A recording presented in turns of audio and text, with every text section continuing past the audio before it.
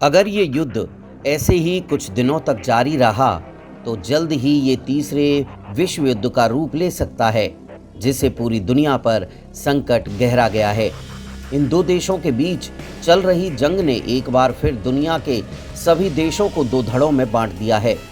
Ukraine पर हमला करने से खफा कई देश लगातार रूस पर प्रतिबंध लगाए जा रहे हैं, लेकिन इन प्रतिबंधों का रूस और यूक्रेन के युद्ध पर कितना असर पड़ेगा ये देखना अभी भी बाकी है।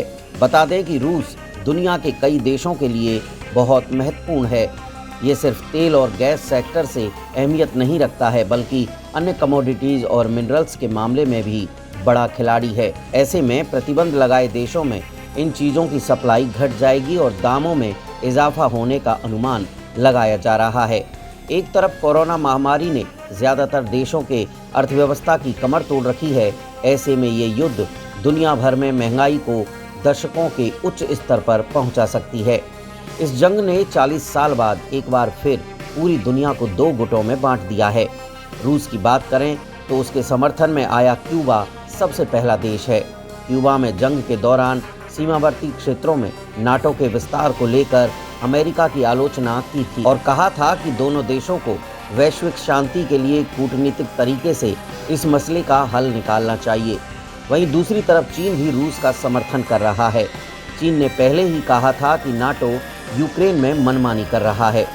इन देशों के अलावा कभी सोवियत संघ का हिस्सा रहे आर्मीनिया, कजाकिस्तान, किर्गिस्तान, तजाकिस्तान और बेलारूस भी रूस का साथ दे सकते हैं। इन देशों का रूस के साथ होने का सबसे बड़ा कारण है कि इन 6 देशों ने सामूहिक सुरक्षा संधि संगठन पर हस्ताक्षर किए हैं, जिसका मतलब है कि अगर रूस पर किसी देश द्वारा हमला किया जाता है तो ये देश भी रूस की मदद को आगे आएंगे और रूस पर हुए हमले को खुद पर हमला मानेंगे। मिडिल ईस्ट में ईरान रूस का साथ दे सकता है। दरअसल रूस लगातार ईरान को अपने पाले में लाने की कोशिश में लगा हुआ है। दोनों देशों के रिश्ते में न्यूक्लियर डील असफल होने के बाद से दूरी बन गई थी। वहीं उत्तरी कोरिया भी रूस का साथ दे सकता है। वहीं पाकिस्तान भी रूस का समर्थन कर सकता है, क्योंकि पाकिस्तान के पीएम अभी भी रूस के दौरे पर हैं।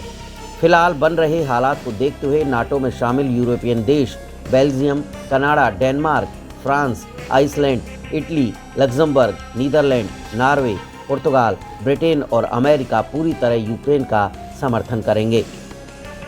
जर्मनी और फ्रांस भी यूक्रेन का साथ दे सकते हैं, क्योंकि उन्होंने हाल ही में मॉस्को का दौरा किया था और विवाद को शांत करने की बात कही थी।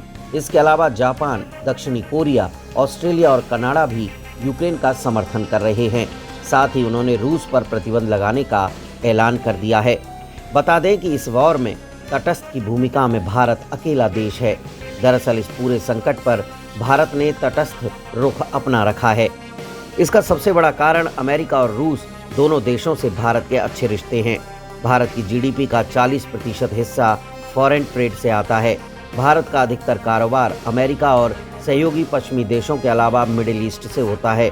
भारत पश्चिमी देशों से एक साल में करीब 350 से 400 बिलियन डॉलर का कारोबार करता है, जबकि रूस और भारत के बीच भी 10 से 12 बिलियन डॉलर का कारोबार होता है।